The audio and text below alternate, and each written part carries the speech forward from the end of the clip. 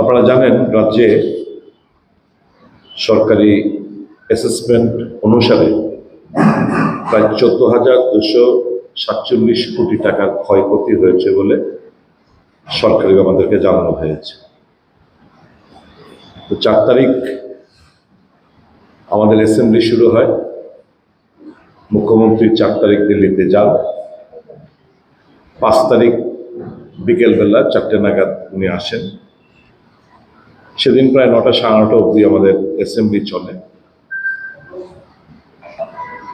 পরের দিন 11টার সময় অ্যাসেম্বলি হয়, অর্থাৎ কোনো এই 5 এবং 6 মধ্যে কোনো ধরনের ক্যাবিনেট মিটিং অনুষ্ঠিত হয়নি।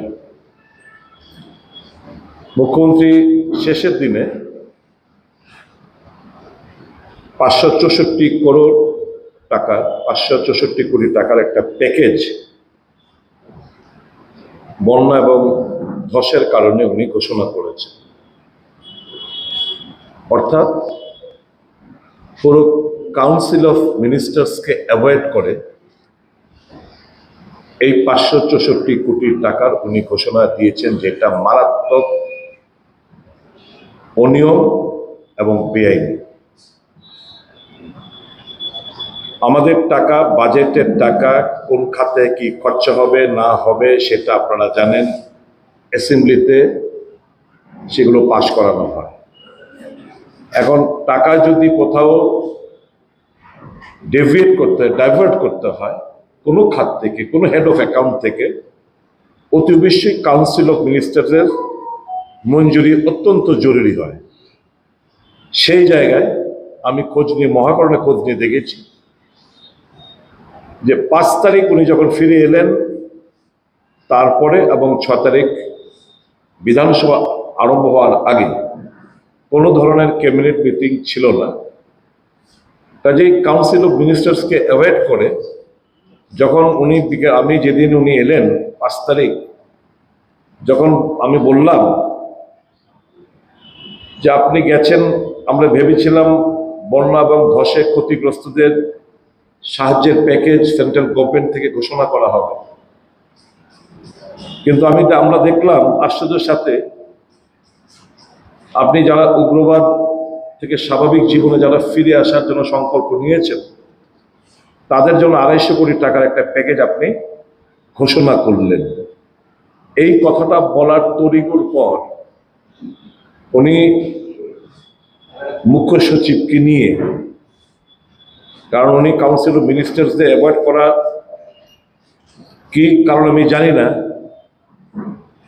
কাউন্সিল অফ মিনিস্টার্সকে অ্যাভয়েড করে চিফ সেক্রেটারির অ্যাডভাইস অনুসারে উনি এই কাজটি করলেন।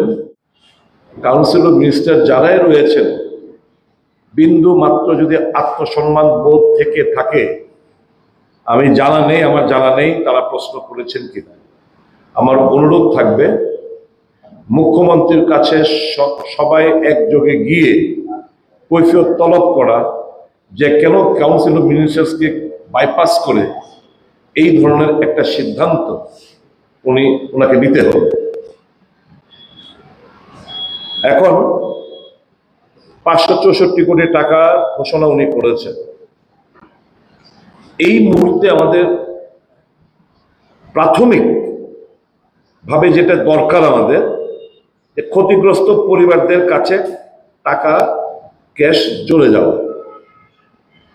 এই যে 564 কোটি টাকা উনি ঘোষণা করলেন,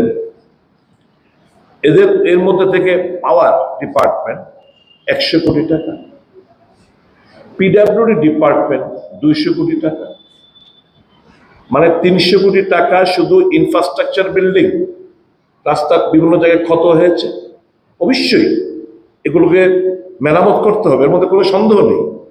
কিন্তু প্রাইমারি আমাদের যে লক্ষ্য বিষয়বস্তুটা ছিল, যারা ক্ষতিগ্রস্ত হলেন তাদের কাছে, বিশেষ করে কৃষক, কৃষিজীবী, চাষি, মৎস্যজীবী, যারা পশুপালন করে, তাদের কাছে টাকাটা পৌঁছানোর অত্যন্ত জরুরি ছিল।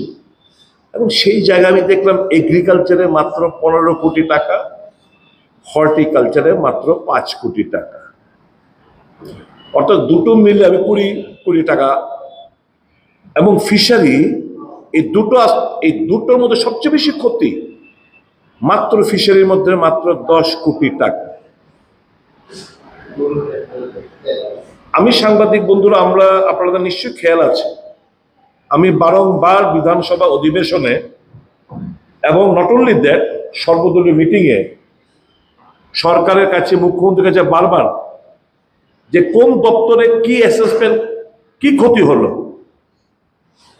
আলাদাভাবে হিসেবটা আমরা চাই।